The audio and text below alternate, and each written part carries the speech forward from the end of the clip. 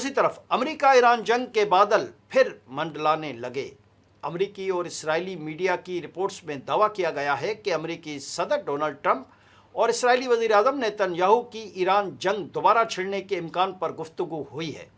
Reports के मुताबिक दोनों रहनुमाओं की गुफ्तगू के बाद इस्राएली फ़ौज हाई अलर्ट है, अमेरिका के साथ ईरान पर हमलों में शामिल होने के लिए तैयार है। मुमकिन जंग की सूरत में पेंटागन ने ईरान में अहदाफ का चुनाव कर लिया। अमेरिकी नशरियाती इदारे के मुताबिक डोनाल्ड ट्रंप इस हफ्ते कौमी सलामती टीम से भी मशावरत करेंगे। इस्राएली मीडिया का कहना है कि गुज़िश्ता 24 घंटों के दौरान जर्मनी में अमेरिकी अड्डों से असला और गोला बारूद लेकर दर्जनों अमेरिकी कार्गो तैयारे तल अबीब पहुँचे हैं। इसराइल के चैनल 13 ने दावा किया है कि ये तरसील ईरान के खिलाफ जंग दोबारा शुरू करने की तैयारियों का हिस्सा है।